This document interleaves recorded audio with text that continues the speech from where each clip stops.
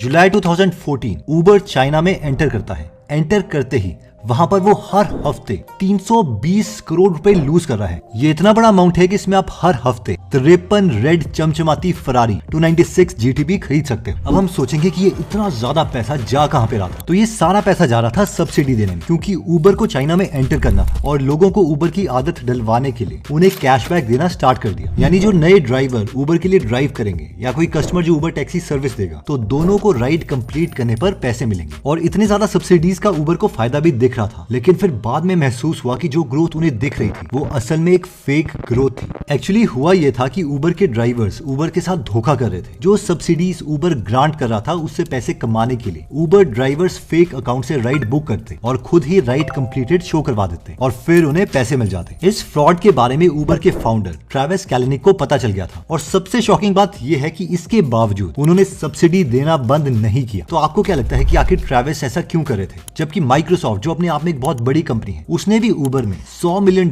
की इन्वेस्टमेंट करी थी। तो क्या माइक्रोसॉफ्ट ने उबर को ये फजूल में पैसे वेस्ट करने के लिए दिए थे? और ये सब करने के बाद भी उबर चाइनीज मार्केट में फेल हो जाती है। आई नो हमें से बहुत से लोग इसे बेवकूफी मानेंगे, क्योंकि इसी आइडिया पर हम बहुत से लोगों के ट्वीट्स देख सकते हैं कि बाइजू ने पिछले फाइनेंशियल ईयर में 2000 करोड़ रुपए कमाए और 4000 करोड़ का लॉस किया। यानी ये तो वही बात होगी कि ₹2 देके हम ₹1 वापस ले रहे हैं। लेकिन जरा सोचिए कि ये जो भी इन्वेस्टर्स हैं जो इन कंपनीज को पैसे देते हैं, क्या ये सारे लोग बेवकूफ हैं? इन्हें कुछ समझ नहीं आता। और हम लोग जो 60,000 रुपए की जॉब कर रहे हैं वो बहुत इंटेलिजेंट है। देखिए, अगर हम उबर की बात करें तो इतनी बड़ी पर्सनालिटी उबर को पैसे लूज करने में सपोर्ट करी थी, तो जरूर इसके पीछे कोई बड़ा रीजन ही होगा। वेल, यहाँ पर एक बहुत ही अमेजिंग टेक्निक का इस्तेमाल किया गया है और वो है ब्लिट्जस्केलिंग। लेकिन ब्लिट्जस्केलिंग के बारे में बात करने से पहले हम नजर डालते हैं टॉप कंपनीज के कुछ फाउंडर्स के आर्ग्यूमेंट्स पर। जैसे कि जीरोधा के फाउंडर नितिन कामत बात करते हैं बूटस्ट्रैपिंग की, और इंडिया में हर किसी को जीरोधा पर प्राउड है कि कंपनी बनाओ तो ऐसे जिसने कोई भी पैसे नहीं लिए और साल का 2000 करोड़ का प्रॉफिट कर रहे हैं। अब हम लोगों को बेशक जीरोधा पर प्राउड हो, लेकिन नितिन कामत का इंटरव्यू देखें तो उसमें वो कहते हैं कि हर बिजनेस बूटस्ट्रैप नहीं किया जा सकता, और अगर उन्हें अभी 2023 में जीरोधा खोलनी है तो वो बिना इन्वेस्टमेंट के नहीं खुलेगी।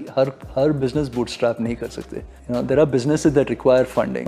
अगर जीरोधा आज शुरू हुआ, there is no way I could build it bootstrapped. और तो और लिंक्डइन के फाउंडर रीड हॉफमैन का भी कहना है कि सिलिकॉन वैली में स्टार्टअप्स इसीलिए इतना ग्रो कर पाते हैं क्योंकि उन्हें स्केलिंग करनी आती है, और यही रीजन है कि आज भी यूएस में मैक्सिमम कंपनीज बड़ी बनती हैं। But actually the ability to scale is a key portion of this. Even की ओपनएआई के सीईओ सैम ऑल्टमैन का भी कहना है कि जो बिजनेसेस स्केलिंग नहीं कर पाते वो कभी भी $multi-billion की कंपनीज नहीं बना पाएंगे। तो आइए इन्हीं सभी आर्ग्यूमेंट्स को एनालाइज करते हुए जानने की कोशिश करते हैं कि ब्लिट्जस्केलिंग होती क्या है। सरल भाषा में बोले तो ब्लिट्जस्केलिंग का मतलब है कि अपनी कंपनी को बढ़ाना बिना एफिशिएंसी पर ध्यान दिए। यानी पैसे वेस्ट हो भी रहे हैं तो कोई बात नहीं, ज्यादा मार्केट कैप्चर करो। हम इसे पेपैल के एग्जांपल से समझ सकते हैं। पेपैल के शुरुआती दिनों में पेपैल के फाउंडर्स सिर्फ इस चीज पर फोकस कर रहे थे कि वो कैसे ज्यादा से ज्यादा यूजर तक पहुंच सकते हैं। अब यूजर्स इंक्रीज करने के लिए उन्होंने रेफर एंड अर्न टेक्निक का यूज किया। जैसे कि अगर आप अपने फ्रेंड को पेपैल रेफर करते हैं तो आपको और आपके फ्रेंड दोनों को $10 रिवॉर्ड के तौर पर मिलेंगे, और इसी रिवॉर्ड के लिए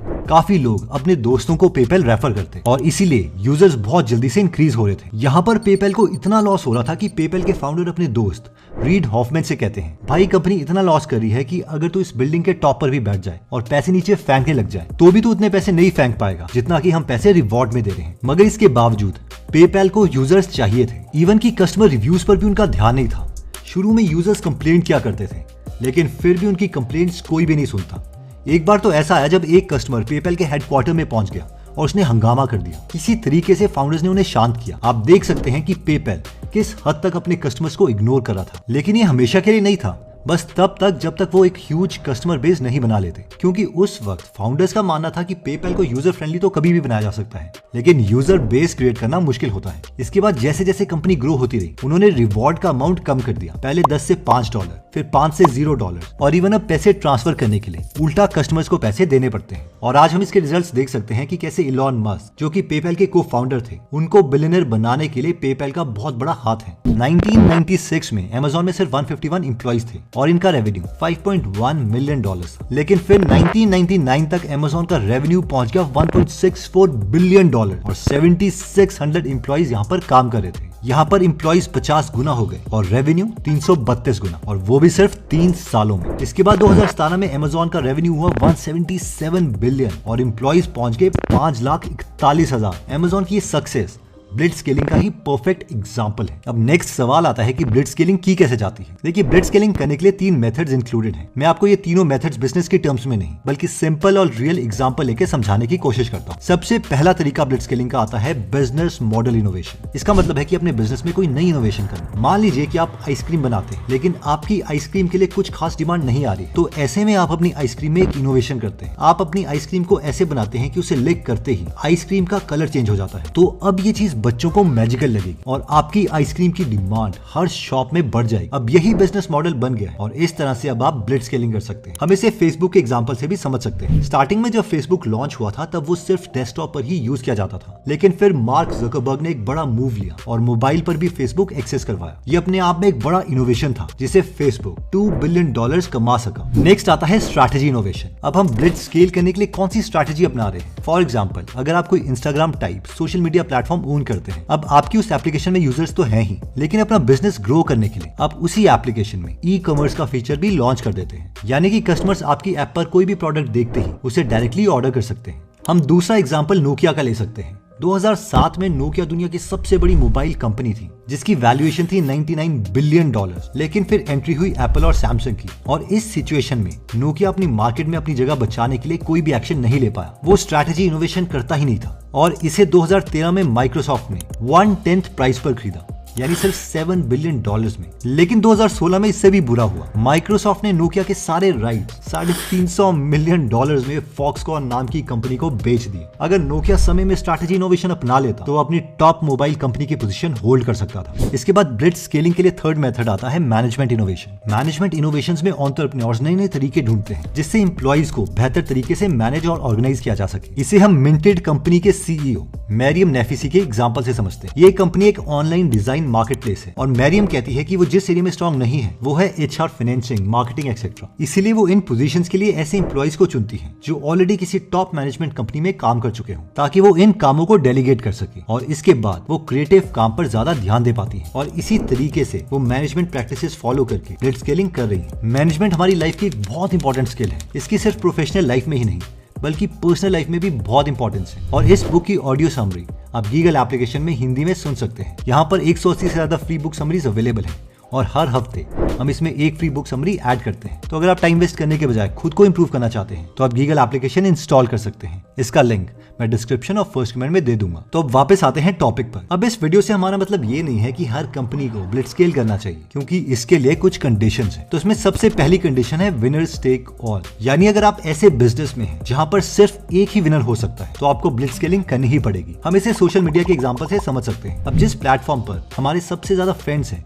हम उसी को यूज करेंगे, ना कि कोई अभी जो नया प्लेटफॉर्म आ जाएगा उसे। कंपैरिजन के लिए स्नैपचैट और इंस्टाग्राम को ही ले लीजिए, जहां पर स्नैपचैट के 464.8 मिलियन मंथली एक्टिव यूजर्स हैं, वहीं पर इंस्टाग्राम के 1.28 बिलियन से भी ज्यादा एक्टिव यूजर्स हैं और विनर आपके सामने है। ब्लिट्ज स्केलिंग करने से पहले हमें दूसरी कंडीशन समझनी पड़ेगी और वो है to beat up your competition. जब हमें अपने कंपटीशन से आगे निकलना हो तब भी ब्लिट्ज स्केलिंग की मदद हम ले सकते हैं। जैसे कि 1990s के दौर में माइक्रोसॉफ्ट ने खुद को कंप्यूटर ऑपरेटिंग सिस्टम में डोमिनेंट बनाने के लिए बहुत सी कॉम्प्लीमेंट्री टेक्नोलॉजीज और कंपनीज को खरीद लिया था। इनमें Hotmail, web TV, Cooper and Peter जैसे बड़े नाम शामिल थे। इतना ही नहीं, माइक्रोसॉफ्ट ने मार्केटिंग में भी बड़ी इन्वेस्टमेंट्स की और ऐसा करने से काफी देर तक माइक्रोसॉफ्ट, एप्पल और आईबीएम को पीछे छोड़ पाया। ब्लिट्ज स्केलिंग के लिए थर्ड कंडीशन आती है गोइंग फास्टर। इसका मतलब ये नहीं है कि आप सेम रिसोर्सेज के साथ हार्डवर्क और स्मार्ट वर्क करें। इसका मतलब है कि वो काम करना जो दूसरी कंपनीज नहीं कर रही है और आप बिना किसी डर से बड़े रिस्क ले लेते हो, क्योंकि आपका फोकस बिजनेस ग्रो करने में होता है, उसकी एफिशिएंसी पर नहीं। क्लास पास एक फिटनेस कंपनी है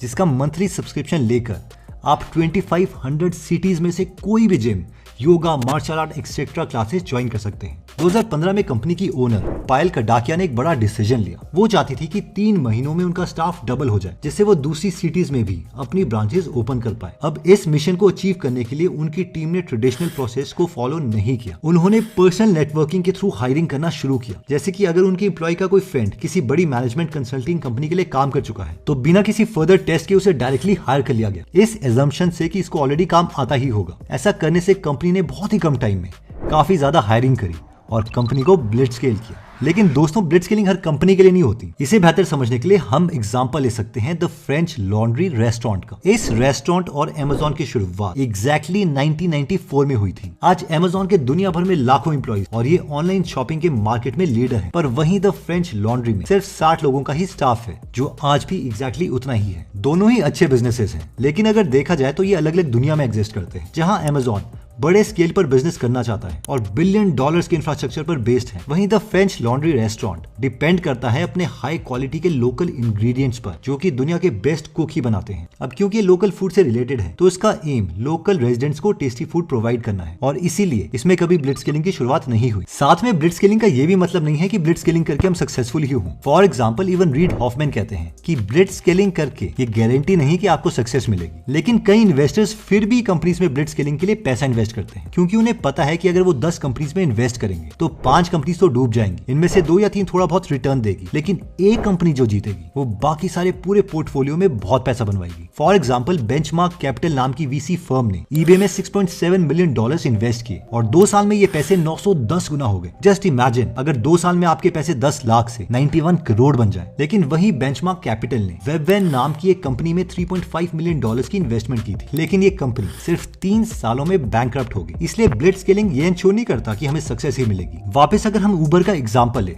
तो आज उबर एग्जिस्ट करता है 75 कंट्रीज में, लेकिन जब उबर ने चाइना में ब्लिट्ज स्केलिंग करने की कोशिश की थी तो उसका बहुत नुकसान हुआ था, यहाँ तक कि वो वहां पे जीत भी नहीं पाया। लेकिन फिर भी आज उबर एक बहुत बड़ा नाम है। तो दोस्तों इस वीडियो को एक बार समराइज कर लेते हैं। सबसे पहले हमने ये आर्गुमेंट दिया था कि कई बिजनेसेस को स्केल करना ही पड़ता है, और अगर हम बिना एफिशिएंसी पर ध्यान दिए बिजनेस को स्केल कर रहे हैं तो उसे हम ब्लिट्ज स्केलिंग करेंगे। ब्लिट्ज का मतलब है बिजली। ब्लिट्ज स्केलिंग करने के लिए हमने 3 मेथड्स देखे थे। पहला था कि बिजनेस मॉडल इनोवेशन, यानी बिजनेस में ही कोई चेंज कर दो, जैसे कि आइसक्रीम को लिक करते ही उसका कलर चेंज हो जाए। फिर था स्ट्रैटेजी इन्फॉर्मेशन, जिसमें हमने एग्जांपल देखा था कि लेट से अगर आपका कोई सोशल मीडिया प्लेटफॉर्म है और उसमें आप एक नया फीचर ले आते हो, तो वहां से आप अपने बिजनेस को बहुत तेजी से ग्रो कर सकते हो। फिर हमने देखा था मैनेजमेंट इनोवेशन, जिसमें हमने एग्जांपल लिया था मिंटेड कंपनी की सीईओ मैरियम का, कि कैसे उन्होंने मैक्सिमम मैनेजमेंट को आउटसोर्स कर दिया ताकि वो खुद फ्री होकर कंपनी को ग्रो कर सके। और फाइनली हमने देखा था कि ब्लिट्ज स्केलिंग कुछ टाइप के बिजनेसेस में ही किया जाता है, जिसमें सबसे पहला था विनर्स टेक ऑल, यानी अगर आप ऐसे बिजनेस में हैं जहां पे सिर्फ एक ही विनर हो सकता है तो उसमें ब्लिट्ज स्केलिंग आपको करनी ही पड़ेगी। बूटस्ट्रैप वाले मेथड से आप ग्रो नहीं कर सकते। सेकंड था to beat up your competition, और थर्ड था गोइंग फास्टर। इसके बाद हमने ये भी देख लिया था कि ब्लिट्ज स्केलिंग का मतलब ये नहीं है कि हम जीत ही जाएंगे। फॉर एग्जांपल अगर बायजूस ने ब्लिट्ज स्केलिंग करी है तो ये नहीं कि वो पक्का जीतेगी, हो सकता है वो फाइनली डूब ही जाए। तो दोस्तों अगर आप ऐसी नॉलेजेबल वीडियोस मिस नहीं करना चाहते तो सब्सक्राइब करने के बाद बेल का बटन दबाना मत भूलें। आप कमेंट करके ये भी बता सकते हैं कि आप नेक्स्ट वीडियो किस टॉपिक पर चाहते हैं। जल्दी हम आपसे दोबारा मिलेंगे। जय हिंद।